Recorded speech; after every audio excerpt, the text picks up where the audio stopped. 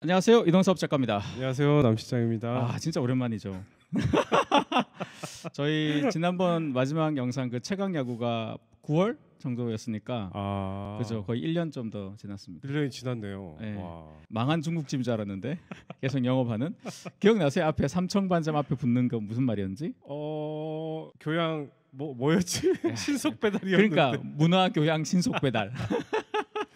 제가 생업에 치여서 생업에 치여서 유튜브를 할 시간이 없었습니다. 그거에 저도 마찬가지죠. 돈 네. 보느라 뭐 둘 다 바빠가지고 유튜브를 한동안 못 하다가 모처럼 이렇게 여러분께 근황 소식 삼아 인사드리려고. 네. 어찌됐건 이 채널은 네. 우리 작가님이 책이 나오면 네. 또 시작한다. 이렇게들 생각하시면 좋을 것 같습니다. 그럼 책을 막 자주 내야지. 자주 못 쓰는 건데요. 그렇죠. 그 자. 1년 동안 책을 또 한 권 쓰셨는데 네. 보이시나요? 이게 요 책입니다. 딱. 그림값 미술사. 좀 제목 자체가 훌륭하죠. 그림값 미술사. 너무 천박한 거 아니에요? 그렇죠. 굉장히 천박하고 굉장히 직관적으로. 그렇죠. 이거 이제 두 마리 토끼를 다 잡겠다. 그런 의도가 들어가 있죠. 그림값에 대해서도 알려주지만 그냥 알려주는 게 아니라 미술사도 알려주겠다. 이 두 개를 다 팔아보겠다고 머리를 쥐어 짜서 내린.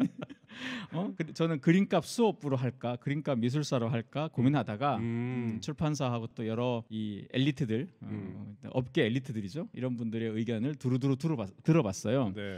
예, 업계 엘리트들은 지 생각만 얘기해. 나쪽으로 얘기해주는 인간들이 없어. 그래서 뭐 왜 이런 거 후보 제목 이렇게 쭉 뽑아가지고 후보 보내면 나름 제가 이제 1순위로 생각하는 걸 1번에 꽂을 거 아니에요. 그렇죠. 근데 꼭 7, 8번 이런 거 꽂아. 이 좋대. 그래서 또 고민이 되기도 하고 그랬는데 그냥 그런 의견을 다 묵살하고 저와 이제 이 출판사 대표 마케팅 팀의 의견을 모아서 그림값 미술사로 정했습니다. 저는 이 제목에서 값이 들어가는 게 정말 킥이었다. 정말요? 왜냐하면 이 받침이 두 개 있는 걸 제목으로 거의 안 하지 않나. 발음이 좀 어려우니까. 네. 발음 때문에. 근데 명확한 것 같아요. 이 책이 어떤 책인지 명확하게 해주는 그런 단어가 아닌가. 시장님 한번 읽어보셨죠? 쭉 스쳐봤습니다. 스쳐봐도 뭐 보기만 하면 되잖아. 표지만 봐도 다 아는 거 아닌가? 책은 샀습니다. 제가. 제일 중요한 거죠. 네. 사실 이 책은 제가 한 미술 쪽 관련돼서 강의를 꽤 오래 하고 있잖아요. 그래서 이제 강연 자체는 굉장히 오래 했었어요. 한 7, 8년 동안 한 100회 이상 했나? 그러니까 굉장히 강의는 많이 했는데 강의를 많이 했지만 막상 책으로 이제 쓰겠다고 생각하니까 이것도 또 다른 문제더라고요. 그렇죠. 네, 사실 쓰는 거는 한 2달? 네, 2달 반 걸렸는데요. 이제 후반 작업도 또 꽤 걸렸고 그리고 이제 현대미술 같은 경우는 도판 이거 이제 허락받고 돈 내야 되고 뭐 하니까 뭐 그런 건데 이번 출판사에서 또 흔쾌히 이렇게 또 충분히 또 예산을 마련해서 이 좋은 현대미술 작품들도 많이 넣을 수 있었고 저희 예전에 한번 소개했던 그 에드워드 호퍼 나이트워크 그것도 원래 저작권이 살아 있는데 그 작품은 또 열려 있더라고요. 그 오픈 리소스여서 그냥 또 쓸 수 있어서 안 그래도 좋아했는데 더 좋아하게 됐습니다. 그래서 그런 어떤 이야기들이 담겨 있는데 사실 이 책을 딱 한마디로 요약하자면 요즘 시대가 왜 그런 얘기하죠. 영화관이 지고 미술관이 뜨고 있다. 그런 얘기를 하고 있어. 그냥 내가 해. 처음 들어보는 거죠. 요새 이 남 실장님이 문화 교양에서 좀 벗어나서 그러신 것 같은데 여기 문화 쪽에서는 요즘 코로나 지나고 영화관에 가신 경험 혹시 있으세요? 최근 한 2, 3년 동안? 한 번도 없는 것 같아요. 그죠. 저도 한 2, 3번밖에 안 돼요. 예전에 한 달에 2, 3번 갔는데 정말 안 가게 되더라고요. 그래서 주변에 물어봤더니 주변에서도 야 뭐 넷플릭스나 뭐 쿠팡 플레이 다 있는데 뭘 가? 뭐 이렇게 얘기하더라고요. 그래서 진짜 봤더니 정말 영화관에 신작은 거의 드물고 옛날 거 많이 하고 아니면 얼마 전에 끝난 그 코리안 시리즈 그런 경기를 영화관에서 모여서 보시고 뭐 그렇더라고요. 그러니까 약간 영화관이 이렇게 얘기하면 좀 그렇지만 옛날에 좀 큰 비디오방 그런 느낌이 된 데 비해서 미술관은 가보시면 정말 사람 많아요. 저도 미술관은 한 2번 간 것 같아요. 그러니까요. 아니 가보시면 어때요? 예전에 저희가 대학생이나 뭐 학생 시절에는 미술관 가면 딱 2가지 종류 사람밖에 없었거든요. 첫 번째는 그 업계 관련자들, 전시하시는 분이나 관계에 있는 사람, 누가 봐도 저 사람은 미술하는 사람이야, 저 사람은 예술하는 사람이야, 딱 그런 사람이 한 부류가 있고 두 번째 부류가 어떤 사람인지 혹시 아세요? 초등학생들 저기 뭐야 학교 보내고 그 오시는 네, 오시는 분들 그런 분도 있어요. 근데 예전에는 더 다수는 그 초등학생, 중학생, 고등학생 방학 숙제하러 온 애들이에요. 그래서 학부모 학생들이 많았던 거죠. 근데 지금은 한낮에 가보시면 어때요? 정말 20대, 30대, 40대, 50대, 60대, 70대 되게 많죠. 그러니까 이게 확실히 미술관이 뜨는 시대다. 의심이 들면 그냥 외우세요. 지금 미술관이 뜨는 시대다. 그럼 뭐야 본격 문화 예술 교양인이 되려면 어딜 가야 돼? 영화관 가면 안 되고 미술관을 가야 되는 거죠.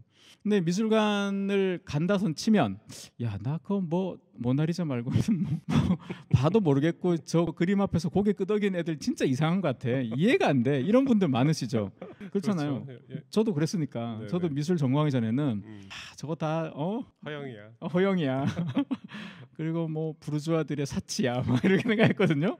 그런데 이게 제가 보니까 미술을 좋아하시는 분들 가운데 강의를 하다 보면 이렇게 그냥 그림 자체를 보시는 걸 좋아하는 분, 그러니까 만약에 여기 뭐 인왕산이나 북한산 올라가서 이렇게 서울 풍경 내려다보는 거 좋아하시는 분들 같이 그냥 그림을 이렇게 그냥 보고 있는 게 좋다는 분들이 계시거든요.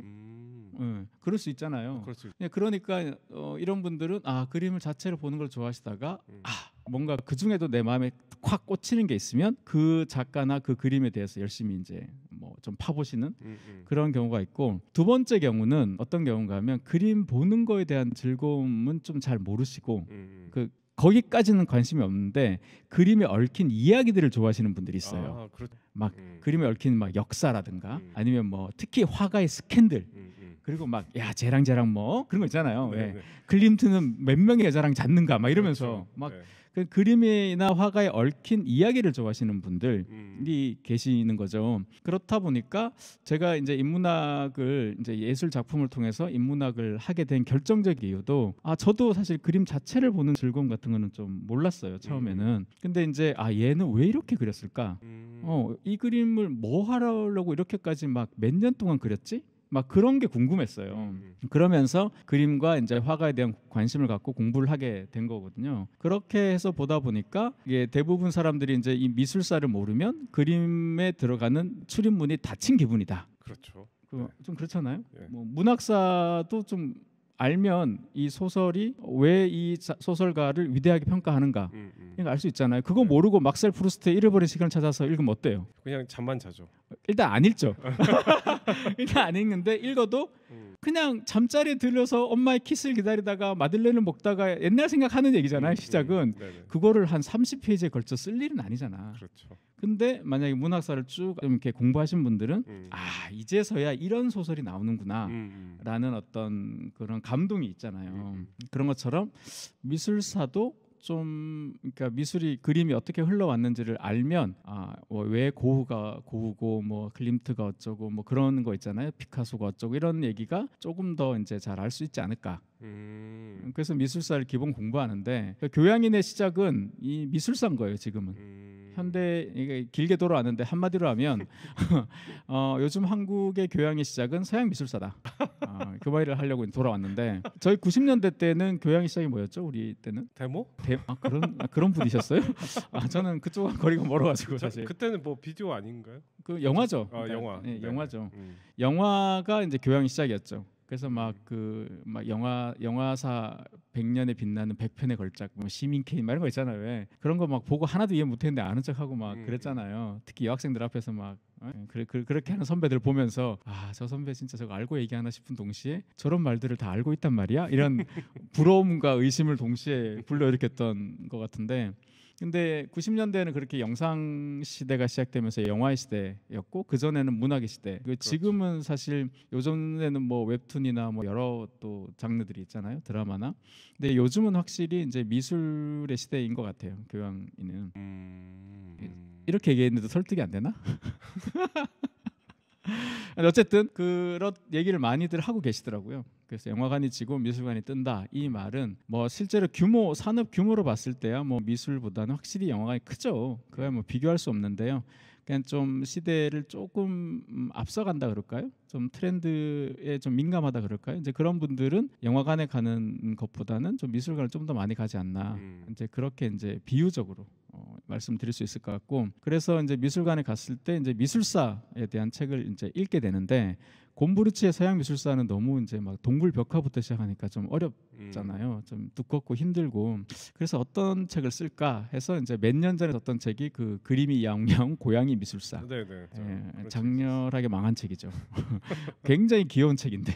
그래서 이제 고양이를 소재로 미술사를 한번 정리해 보자. 그 책 요즘 다시 한번 내시지 그러세요? 증복판 해가지고. 그러니까요. 그 책 트렌드 나는 것 같은데. 근데 고양이 좋아하는 인간들이 자기 고양이 그 캔 사주지 책은 안 사주는 것 같아. 고양이 영상은 봐도 고양이 책은 안 본다. 책은 안 보신 것 같아. 강아지 책을 그래 지금 쓰고 있는데요.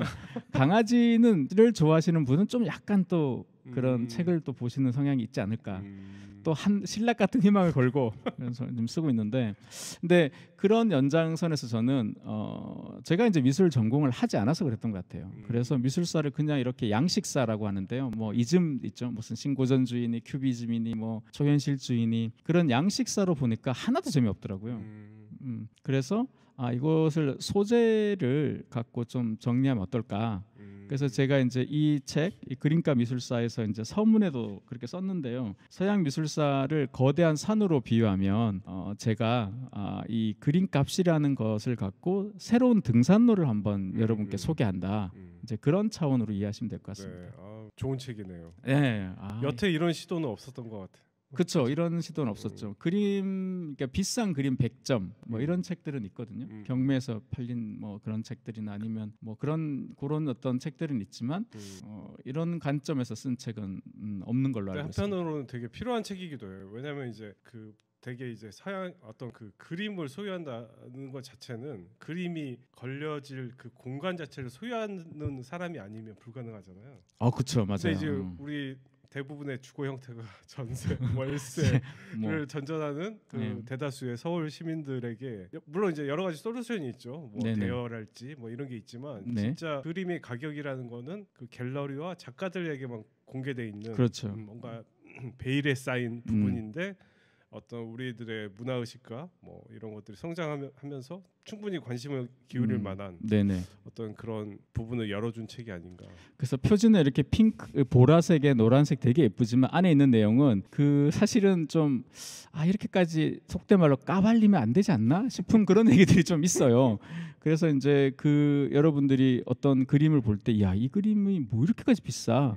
라고 생각하시는 어떤 그런 의문점을 이제 해결하는 데 큰 도움이 되고, 그래서 그림값이라는 게 사실 재료비가 아니잖아요. 그렇죠. 네. 예를 들면 피카소가 쓰는 캔버스와 붓과 물감이 그 우리 뭐 주변에 있는 화가 쓰는 것과 크게 다르지 않을 수 있는데 근데 그림값의 차이는 뭐 1억도 못할 수 있고 1,000억이 넘을 수도 있거든요. 그런 차이가 어디서 비롯되는가 이제 그것도 저는 되게 궁금했어요. 이제 그런 거에 대한 어떤 비밀 요인 이런 것들을 쭉 추적한 그런 책인데요.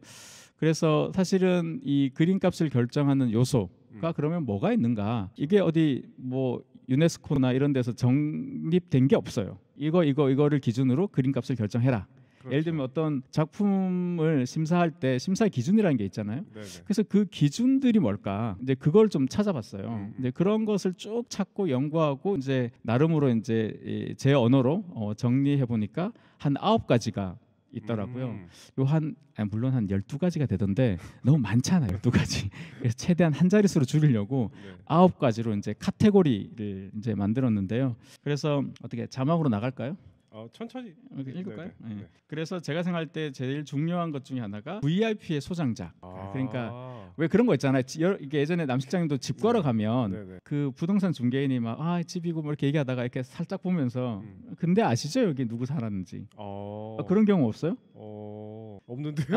그렇구나. 제가 옛날에 여기 이제 집을 구하러 다닐 때 전세 구하러 다닐 때 어느 부동산 중개인께서 그 동네가 조금 비싼 동네인데 그 비싼 동네에 싼 집을 제가 보러 갔어요. 그랬더니 이제 그 부동산 중개인이 쭉 소개한 다음에 그 옆에도 조금만 하면 있는데 한번 보실래요? 그러는 거예요. 따라갔죠. 이때 아니면 언제 보겠어. 그래서 이제 거기가 한남동 유엔 빌리지였어요. 그렇죠? 그 비싼 데잖아요. 저는 하여튼 그래서 갔단 말이야. 막 이렇게 했는데 되게 좋더라고요. 집이 약간 좀 지하 같은 하여튼 근데 되게 좋더라고요. 그래서 막 되게 좋으네 했더니 그때 이제 나 의미심장한 눈빛을 이렇게 훑어보더니 근데 아시죠 여기 누구 사셨는지. 그러면서 어떤 연예인 이름을 얘기하는데 모르는 사람이에요, 제가. 근데 제가 나중에 보니까 그분 되게 유명한 분인데 그때 몰랐어요. 그분이. 그래서 아 그래요? 이렇게 했는데 그게 나중에 보니까 부동산에서 되게 중요한 요소 중에 하나가 명사율이라는 게 있더라고요. 명사율. 그러니까 예를 들면 여러분 아파트 단지에 유명한 사람이 몇 명 사는가 그 퍼센트가 있어요. 그 퍼센트는 제가 알려드릴 수 없어요. 저는 알지만 그 퍼센트를 넘으면 거기가 이제 비싸지는 거예요. 그러니까 시세 대비 플러스 프리미엄 요인이 된다. 큰 요인이 되죠. 그래서 왜 한때 여러분 그런 거 들으셨죠? 막 GD가 이 아파트 샀대. 뭐 GD가 산 뭐 어디야. 그렇죠. 뭐 요즘은 RM이 어디 산대.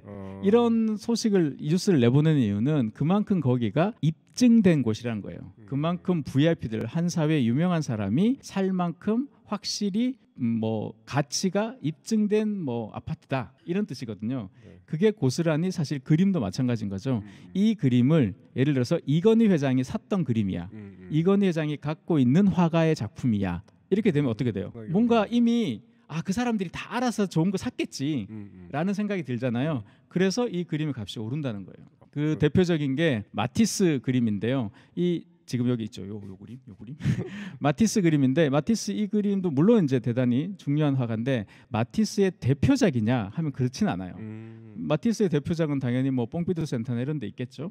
근데 이 그림이 그 당시에 이제 경매를 통해서 팔렸을 때 2009년 당시에 520억 500억이면요 얼만큼의 큰 돈인가 하면 이성계가 조선 세울 때부터 매년 1억씩 모아야 조선이 망할 때 살 수 있는 그 500년 역사니까 그 정도 큰 돈이에요. 520억이니까 좀 더 필요하네. 일제시대까지 모아야 되는데 어쨌든 그만큼 큰 돈이란 말이에요. 근데 왜 이렇게 비싸게 팔렸냐 하면 이 그림을 누가 갖고 있었냐 하면 입생 로랑. 입생 로랑이라는 그 전설적인 프랑스 디자이너가 갖고 있었는데 이 분이 사실은 이제 엄청난 예술 컬렉터였어요. 그런데다가 그러면 그 사람이 많은 작품을 갖고 있지 않았냐? 정말 많이 갖고 있었거든요. 그런데 왜 굳이 이 작품이 제일 비싸게 팔렸냐 하면 여기에 한 발 더 들어가. VIP 소장작 중에서도 VIP와 밀접한 어떤 관련성이 있는 작품인 게 살아있을 때 입생 로랑이 딱 한 번 자기 컬렉션을 공개한 적이 있어요. 그러니까 언론에 소장품 중 일부를 언론에 공개한 적이 있는데 그때 이제 우리 치면 이제 뭐 파리마치 우리 치면 아니라 프랑스 파리마치 같은 그 주간지 선데이 서울 뭐 이런 거 아니지 그래도 뭐 약간 좀 격조 있는 그래요? 파리마치가 선데이 서울 약간 그런가? 그런 거 아닌가? 근데 약간 연예 주간지긴 한데 그렇죠. 그러니까 그렇게까지는 좀 이런 대중적인 잡지 굉장히 대중적인 보그 약간 그렇죠 맞아요 보그나 이런 대중적인 주간지 중에 파리마치 같은 데인데 그런 잡지에 공개를 한 적이 있어요. 그때 입생 로랑이 바로 이 그림 앞에서 사진을 찍었어요. 그러니까 뭔가 사람들한테 이 그림이 입생 로랑 컬렉션의 뭐예요? 대표작으로 인식이 된 거죠. 그래서 이 그림이 한 520억 정도에 이제 팔리게 되는 거죠. 520억인 거고 이제 그게 이제 앙리 마티스 같은 경우인데 여기서 잠깐 이제 맛보기 양념으로 책에 안 쓴 얘기 하나 하자면 제가 이 입생 로랑을 파리에서 만난 적이 있어요. 정말요? 되게 나이 드신 때 만난 거 아니에요? 맞아요. 제가 2000년에 유학을 갔는데요. 그 파리에 제가 살던 게 몽파르나스 타워 근처인데 거기 일직선으로 종로대로가 쭉 뻗어서 끝에가 생제르맹 데프레예요. 여기 일직선 긴 길이거든요. 근데 중간에 이제 생제르맹 데프레 하여튼 뭐 중간에 되게 뭐 그런 강남대로 같은 길이에요. 그 중간에 이제 그런 유명 명품 샵들이 있단 말이에요. 뭐 셀린, 겐조, 입생 로랑이 쭉 있어요. 근데 어느 날 그 뭐 유학생이고 가난하고 갈 데 없고 오란 데 없고 뭐 이러니까 혼자 이렇게 사진기 메고 막 걸어 다녔어요. 근데 또 겁은 많아가지고 새길로 잘 못 다니고 처음에는 그때는 큰 길로 다니던 시절인데 대로로 쭉 가는데 겐조 매장이었는데 어떤 그런 거 있잖아요. 딱 봐도 멀리서도 옷을 잘 입은 사람은 되게 많아요 파리에. 남녀노소 뭐 불문하고. 근데 멀리서 봐도 저분은 그냥 남다르다 이 느낌이 확 느껴지는 사람이었어요. 어떤 할아버지가 정장 수트를 아래 위로 딱 입고 머리를 이렇게 딱 빗고 이 강아지가 한 마리 있더라고요. 흰 강아지 이제 끈도 가죽끈 같이 이제 보이는데 끈이 이렇게 있고 그 겐조 그 유리창에 이렇게 보시더라고요. 가까이 다가가서 그 이제 DP된 거를 보시는 거겠죠. 이제 보시는데 이게 지나가는데 이게 지나가잖아요. 제가 네네. 지나가는데 너무 그게 옷이 지금 만들어서 지금 입은 듯하게 정말 깨끗하고 구김이 하나도 없고 너무 정돈이 잘 된 거예요. 제3세계에서 온 가난한 유학생과 너무 비교되는 거예요. 아, 이분과 같은 공간에 있으면 안 될 것 같다. 미안하다. 이런 느낌 있잖아요. 근데 그게 잊혀지지가 않은 거예요. 그 옆에서 이렇게 봤더니 저랑 눈 잠깐 이렇게 마주쳤어요. 네네. 아주 짧은 순간이지만, 근데 그분도 뭐야 얘 이렇게 그랬겠죠. 근데 그 인상이 되게 강렬했단 말이에요. 뿔테를 끼고 이렇게 계시는 게. 네네. 그래서 뭐 그 할아버지 되게 멋있다. 누군지 몰랐죠, 당연히. 그분이 입성룡인지 어떻게 알아요? 저도 몰랐죠. 몰랐는데 유르겐 텔러 아시죠? 네네. 사진집. 네. 사진가 유르겐 텔러의 사진집에 보니까 딱 그때의 사진이 있더라고요. 나이 든 그 입생로랑이 이렇게 얼굴 사진만 찍은 건데 안경 끼고 이렇게 쳐다보는 사진 있잖아요. 네네. 그 포트레이트 사진을 보고 나중에 이분이구나 싶었어요. 그리고 이 입생로랑이 사실 동성애자였기 때문에 그 자식이 없어가지고 그 키우던 개한테 유산을 굉장히 많이 물려줬거든요. 와. 그 프렌치 불독인가 뭐 그런 개인데 그런 개였어요. 그래서 그 할아버지가 어쨌든 갖고 있던 작품을 내가 봤다. 제가 돈이 많아서 이 마티스의 이 작품을 샀어야 이 이야기가 그런데 그 그림이 우리 집에 있어요. 이렇게 돼야 되는데 네, 그 그림이 담긴 책이 우리 집에 있습니다. 네.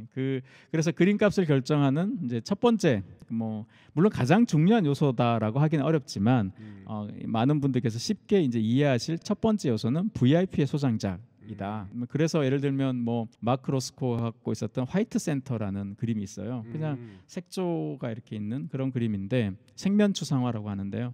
근데 그런 그림도 엄청 비싸게 팔렸거든요. 근데 그 이유가 뭐냐면 그 그림을 록펠러 가문이 갖고 있었어요.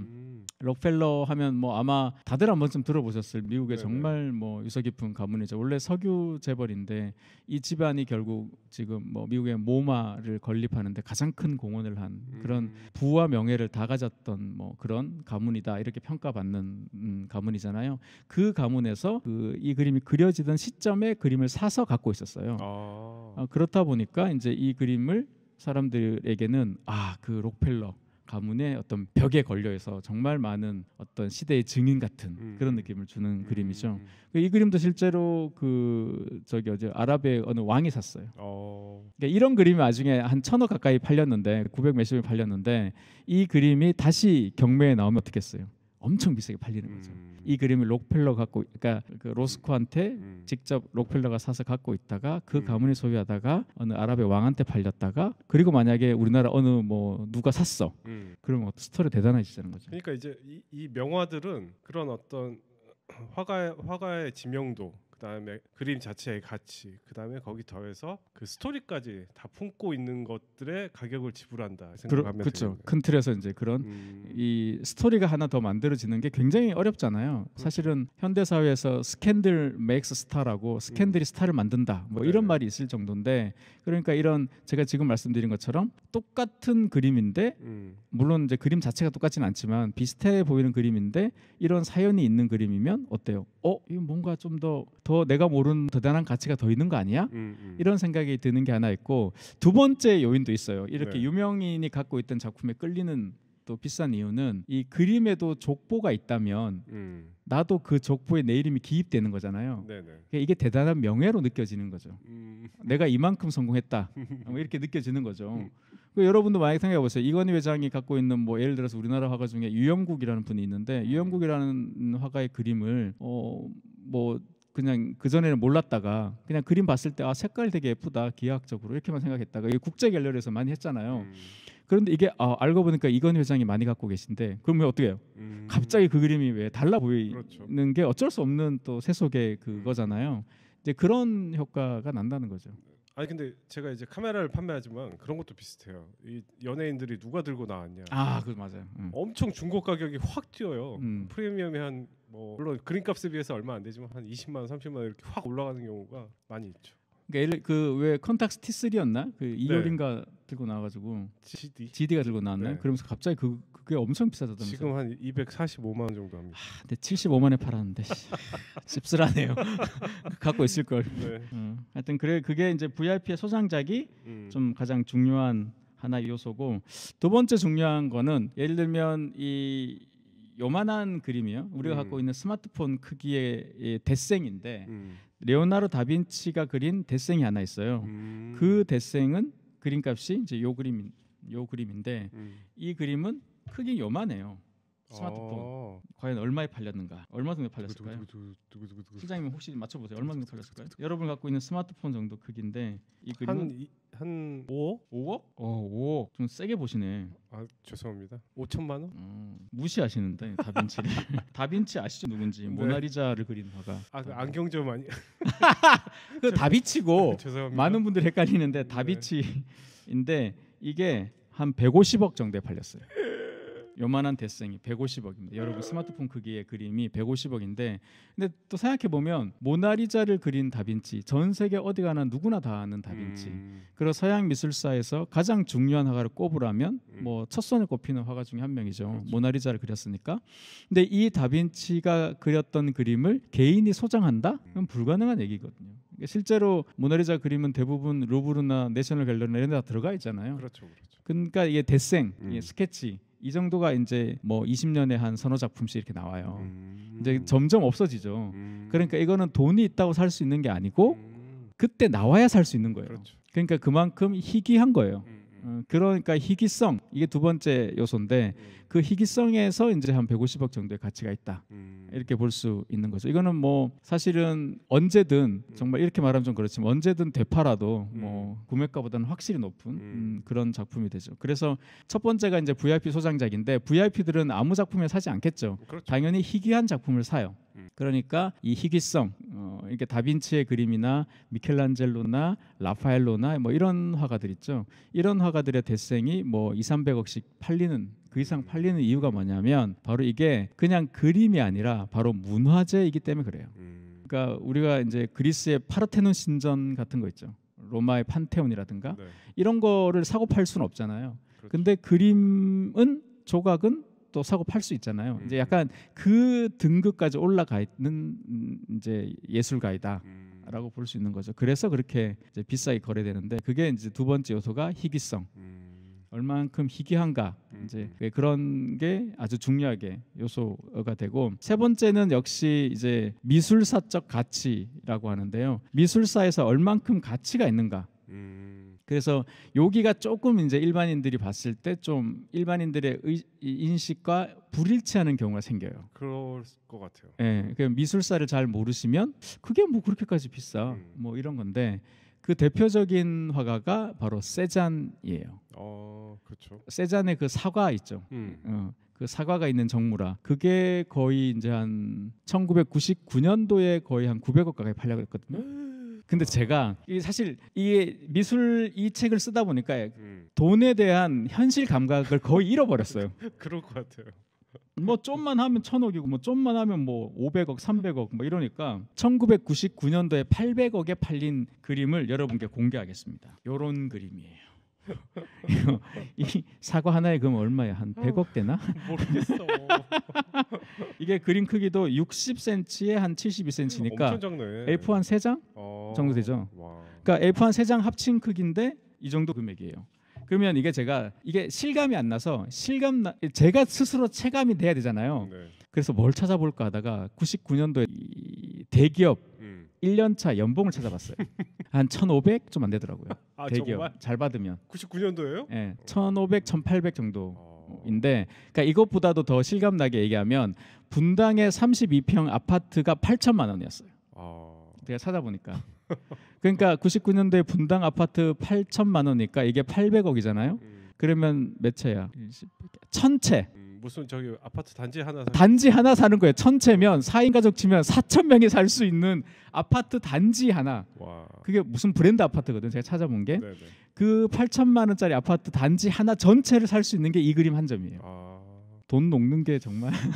그냥 지금 여러분 생각해 보세요. 여러분 지금 분당에 그 아파트 재개발이 어쩌고 뭐 이렇게 얘기 나오면 최소한 한 채 뭐 15 최소 그 정도 되잖아요. 그렇죠. 그러면 얼마야 이게? 금액이 뭐 거의 예상이 안 되는 금액이잖아요. 뭐 1조가 넘어가니까. 근데 물론 이 그림값이 그러면 지금 뭐 1조가 넘을까? 그거는 뭐 모르겠어요. 그렇게까지는 안 될 수 있는데 그런데 그 당시 기준으로 화폐 기준으로 봤을 때 분당의 아파트 단지 하나 전체를 살 수 있는 그림 값이 바로 이 세잔 그림 값인데 이렇게까지 비쌀 일인가? 근데 이게 제가 답을 명쾌하게 이제 드리자면 미술사에서 핵심이 되는 화가들이 좀 있어요. 그렇죠. 그 첫 번째가 다빈치. 그러니까 다빈치 이전과 이후가 나뉘어요. 그리고 쭉 지나서 한 350년 지나서 마네라는 화가가 있어요. 그 풀바디의 점심 그린 그 마네라는 화가가 또 나눠요. 이 마네가 결국 인상주의의 아버지다 이렇게 얘기하거든요. 그래서 모네의 수련이 비싼 건 아시잖아요. 근데 모네의 수련이 비싸지게 된 결정적 이유는 바로 이 마네가 있어서요. 마네가 없었으면 모네가 없는 거예요. 그래서 이제 당연히 모네의 그림값이 오르면 누가 오르겠어? 마네가 오르는 거예요. 그래서 마네가 대중적 인기는 좀 떨어지지만 아주 중요한 미술사적인으로 평가받는 화가고, 그리고 이제 세잔이 있어요. 세잔은 뭘 바꾸냐면, 그러니까 세잔은 원래 이전의 미술은 선이냐 색이냐로 싸웠어요. 화가들이 선을 중심으로 그려야 된다. 이게 고전주의 회가였고, 됐고 색으로 그리자. 이게 인상주의예요. 그런데 선도 아니요 색도 아니다. 너희들은 다 틀렸다. 너희들은 다 틀렸다. 내가 맞다. 뭐라고 했어? 세잔 형태라고 했어요. 폼, 형태. 그래서 뭐 이제 기하학적으로 세상을 바라볼 수 있다. 뭐 이렇게 얘기했는데, 그것은 뭐냐면 그 선이냐 색이냐 이 모든 것들은 세상은 이미 있어. 풍경은. 근데 그걸 얼만큼 그와 좀 비슷하게 그리느냐 혹은 그것과 다르게 그리느냐 뭐 이런 문제인데, 세잔은 그게 아니라 화가라는 존재가 세상을 재현하는 존재가 아니라 캔버스에만 존재하도 할 수 있더라도 캔버스에 존재한 현실을 구축하는 화가 존재가 된 거예요. 중요한 것은 세상이 아니라 캔버스가 된 거죠. 그러면서 이 세잔의 이런 이론이 당시에는 그 당대에는 잘 안 받아들여졌죠. 너무 혁신적이어서. 돌아가시고 나서 1905년 이후로 이제 사람들한테 받아들여지는데, 그런데 아무리 위대한 혁신가여도 계승자가 없으면 그냥 아무것도 아닌 거죠. 근데 이 계승자가 누군가 딱 두 명이 있습니다. 크게 보면 두 명이 있는데 이 걸출한 스타 둘이에요. 첫 번째는 마티스예요. 마티스는 색을 연구해서 야수파라는 걸 열었어요. 그러니까 색채가 충돌하는 힘을 이용해서 사람들한테 어떤 그림이 갖고 있는 내재된 힘을 전달하는 것이죠. 그래서 여기서 이제 막 로스코니, 잭슨 폴록이니, 김환기니 이런 색채 추상화 같은 걸 이제 연결이 되는 거죠. 반면에 두 번째 계승자가 누군가 하면 마티스를 좋아하면서도 싫어하면서도 부러워하면서도 짜증나고 질투했던 피카소예요. 피카소는 세잔의 그 형태에 이제 그 감동이자 이제 그 교훈을 얻어서 이 형태를 계승 발전시켰는데, 그게 바로 큐비즘이에요. 입체파. 그래서 게르니카, 뭐 아비뇽의 처녀들 이런 그림이 나온 거예요. 눈코입 삐뚤어지게 그리게 된 게 세잔 덕분인 거죠. 그래서 피카소가 했던 말 중에 그게 있죠. 이 세잔은 모두의 아버지다. 뭐 이런 얘기를 했어요. 그러니까 당연히 피카소가 오르면 누가 오르겠어요? 세잔이 오르는 거예요. 그러니까 세잔은 근데 뭐 작품 수가 그렇게 많지는 않으니까 상대적으로 피카소에 비하면, 그래서 이제 이 세잔이 엄청 비싸다. 그리고 세잔의 그 그림 자체에 대한 평가도 있지만 세잔이라는 화가에 대한 평가다. 예술시장, 미술시장에서는요 작품 자체보다는 그 예술가에게 더 반응해요. 그래서 똑같은 그림이면 유명한 사람이 그린 그림이 더 비싸다, 이렇게 이제 볼 수 있는 거죠. 그래서 세잔의 이 놀라운 어떤 새로운 길, 회화의 길을 이제 바꾼 그런 면이 있기 때문에 미술사적 가치가 있고, 그래서 그 그림이 비싼데, 그런데 하필이면 왜 사과가 비싼가? 세잔이 했던 말이 사과 하나로 파리를 정복하겠다, 그 말을 한 적이 있어요. 그러니까 아까 뭐 예를 들어서 그 입생로란 컬렉션 중에서도 마티스의 그 그림 비싼 이유처럼 세잔의 그 말 때문에 세잔 사과, 생트 빅투아르산 이런 거예요. 그래서 여러분이 한 500억 있는데 세잔 그림을 사실 때 사과 없이 뭐 배 있고 뭐 주전자만 있는 그림 사시면 안 돼. 그런 건 안 되고 무조건 사과가 있어야 돼. 사과가 있어야. 예를 들어 볼까요, 시장님? 고흐의 정물화 중에 해바라기가 있는 게 있고 해바라기가 없는 게 있어. 뭘 사야 돼? 해바라기지. 그렇지, 그런 거야. 이게 다 음악으로 따지면 히트곡 같은 거거든요. 이게 히트곡이 담긴 앨범을 사야 되는 거지. 이글스의 음반이 수십 장이 있는데 호텔 캘리포니아 없어, 어때? 안 되죠. 좀 쓸쓸하지. 좀 그죠. 그러면 음반 사놓고 유튜브로 들어야 되는 거야. 이렇게 해서 이제 VIP의 소장작, 희귀성, 그리고 미술사적 가치, 이게 이제 주요한 세 가지 요인이고요. 이 외에도 뭐 스타 화가의 사연 많은 작품, 그림이라고 해서 예를 들면 사람들한테 막 흥미를 돋구는 이야기가 있는 그런 그림, 예를 들면 뭐 클림트 그림이라든지 고우의 그림, 불탈 뻔했던 사연이라든지 진짜 해적이 훔쳐갔던 그림이라든지 막 이런 흥미진진한 그런 스토리가 있고요. 또 하나는 이게 이제 이 컬렉터 중에 이런 요소들이 없는데도 그냥 괜히 하나 꽂히는 사람들이 있는 거예요. 내가 돈이 많으니까 나 저거 그냥 살래. 꽂히는 그런 좀 특별한 취향을 가졌던 컬렉터 때문에 그림값이 오른 경우도 있고요. 아니면 그림도 이제 시장에서 사고 팔기 때문에 야, 이 그림을 통해서 돈을 많이 벌어야겠다. 그래서 이제 투자의 법칙이라고 하는데요. 투자의 목적으로 이제 그림을 사고 파는 경우에 그렇게 해서 그림값이 오르는 경우가 생겨요. 그런 경우가 또 하나 있고, 또 이게 약간 일종의 경매잖아요. 네네. 경매니까 어떻게 해요? 뭐 1억여, 1억 1,000여 이렇게 막 하잖아요. 막 조장하잖아요. 네네. 그럼 어떻게 됩니까? 이베이 할 때도 비딩 막 하다 보면 어떻게 돼요? 한 5만 원에 살 걸 정신 차리고 보면 7만 원에 사기도 하잖아요. 네. 그게 바로 뭐냐면 구매자의 경쟁심이에요. 그게 특히나 다 이게 돈 많은 부자들이 이제 이걸 하다 보니까 그렇죠. 야, 내가 이거 쟤한테 뺏길 수 없어. 이건 자존심을 건 문제야. 막 이런 게 있어요. 맞아요. 그렇다 보니까 이제 구매자의 경쟁심 때문에 그림값이 예상가보다 몇 배가 오르기도 해요. 실제로. 그런 경우도 있고, 아니면 제가 책을 쓰면서 가장 흥미진진했던 건데 뜻밖의 행운이에요. 그 영화 같은 데 보면 우리 할머니 집 정리해야 되는데 창고 정리했더니 뭐 하나 있길래 이거 팔았어요. 했더니 팔려고 갔더니 한 1,000만 원이면 될 것 같았는데 막 25억인데요. 막 이런 거 있잖아요. 네. 근데 그게 스케일이 그 1,000만 원인 줄 알았는데 25억이 아니라 막 몇백억, 사라진 줄 알았던 몇백 년 만에 다시 나타난 정말 희대의 걸작, 뭐 이런 것들이 있어요. 뭐 그런 이 사연이든지, 아니면 특히나 책을 잘 사서 로또를 맞은 부부 이야기도 있어요. 그 얘기도 되게 재밌는데, 하여튼 그런 고우의 그 편지에 둘러싼 이야기, 뭐 그런 뜻밖의 행운이 있고, 그리고 이제 또 마지막으로는 명작을 살 수 있는 마지막 기회니까 비싸지는 거. 예를 들면 뭐 뭉크 하면 절규잖아요. 네네. 근데 절규는 뭐 오슬로 국립박물관에 있으니까 이게 내가 못 사. 근데 절규인데 약간 유화는 아니야. 파스텔이야. 뭐 그런 거. 근데 그렇게 하거나, 아니면 에드워드 호퍼의 그림이라거나, 호퍼는 본인이 죽고 아내가 대부분의 작품을 휘트니 뮤지엄에 기증을 하는 바람에 호퍼의 유명 작품들은 대부분 미술관에 있거든요. 근데 아주 소수가 이제 이 외부에 있는데 그 개인이 갖고 있던 작품을 사면 더 이상 살 수가 없는 거니까. 그래서 명작을 살 수 있는 마지막 기회. 이렇게 총 9가지로 제가 이 그림값이 결정되는 요인을 살펴봤고요. 그것들을 쭉 이렇게 일별해서 보시면 미술사가 또 어떻게 흘러갔는지 그런 게 알 수 있고, 그래서 이제 지식과 흥미를 동시에 잡으려는 그런 그런 어떤 책이다, 이렇게 요약할 수 있을 것 같습니다. 이게 심지어는 이 책이 그 예스24 오늘의 책, 놀라운 거지. 출판사에서도 깜짝 놀랐어요. 그 예스24 오늘의 책에 선정됐을 만큼 이제 그리고 맞아, 그런 게 있더라고. 요새 2026년부터인지 고등학교에서 이제 금융과 경제 수업이 생긴대요. 그러니까 아이들한테도 이제 금융과 경제에 대해서 알아야 된다. 네네네.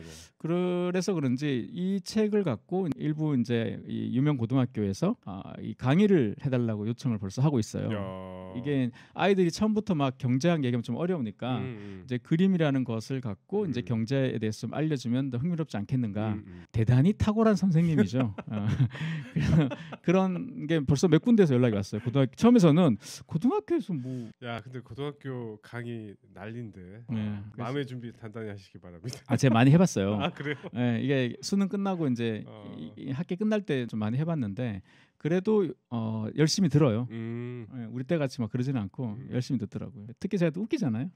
괜찮습니다. 등장과 동시에 웃기니까 괜찮습니다. 자, 어쨌든 그런 그림값과 그리고 미술사에 대해서 이렇게 나름 재밌게 쓴 그런 책이 바로 이 그림값 미술사라고 할 수 있습니다. 네, 여러분 구독도 좋지만 꼭 구매하셔서 읽어보시기 바랍니다. 네, 어쨌든 오늘 제 책을 낸 기념으로 이렇게 3천만 점, 나름 팝업 스토어 개념으로 잠깐 이렇게 여러 만났습니다. 그 다음에 또 혹시 계획이 있으신가요?